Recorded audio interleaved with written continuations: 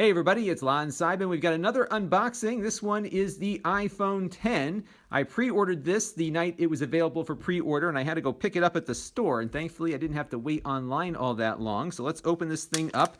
I'm going to have a full review of this in the next day or two on my main channel at lon.tv. I still have to deal with all of the phone carrier bureaucracy to make sure it gets applied to the right number on my account.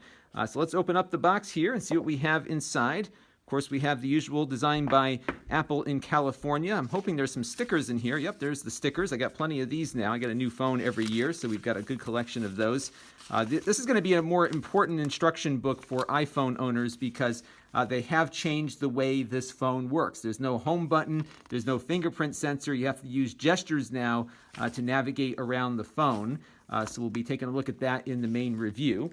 Here is the phone itself, and this is something I've been very eager to see with my own eyes because the screen on this one, believe it or not, is bigger than what it is on the iPhone 8 and 7, but this is a smaller form factor. It's still hard to get your thumb all the way over to the other side of the screen, but it feels a little smaller because it is actually smaller. So here is the iPhone 8 by comparison. So look at the difference here. This phone with a bigger screen is a lot smaller, and the reason is that the screen is the phone essentially. So I'm going to power it on here real quick, and I should have popped the SIM card out because this might actually disable my wife's phone and I might get in trouble here, but I think it's important to see what the screen on this thing looks like. So let this come up here.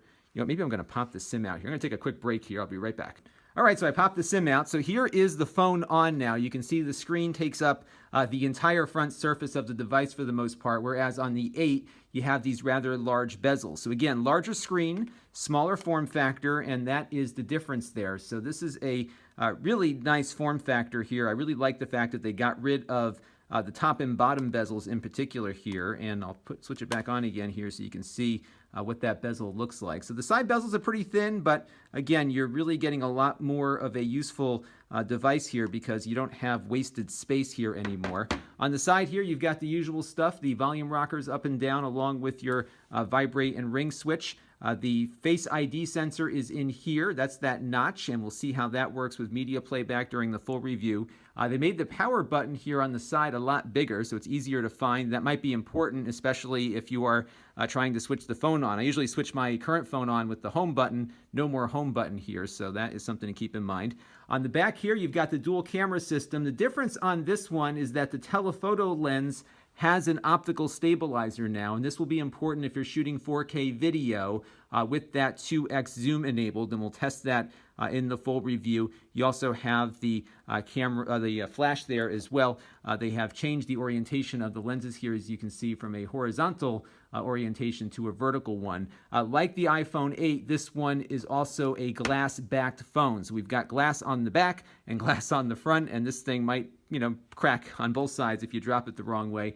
No headphone jack, of course. You got the lightning connector here at the bottom along with the speakers. So that is the phone itself. And a couple more things in the box here. We've got the ear pods here. These are not the AirPods, but just the wireless earbuds that connect up with the lightning cable. So you do get those in the box. You also get a lightning charging adapter here along with a power cable. This is your usual iPhone charger. I don't believe this is a quick charger, and I think if I look on the thing here, it is just the usual 1 amp USB charger, so not a very fast way to charge. Missing from the box is what they included with the iPhone 7 last year, which was the headphone jack adapter. So no more adapter for free. You're going to have to buy that if you want to connect up your old headphones to it. So that's going to do it for the unboxing. Full review coming up very shortly on my main channel at lon.tv, so stay tuned. This channel is brought to you by my Patreon supporters, including gold level supporters, the Black Eyed and Blues Music Hour podcast, Chris Allegretta,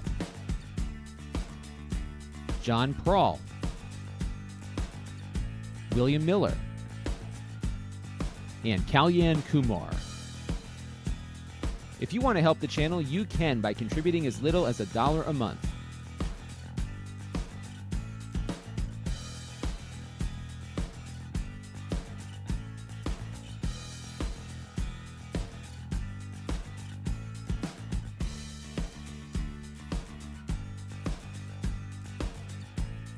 Head over to lon.tv/Patreon to learn more.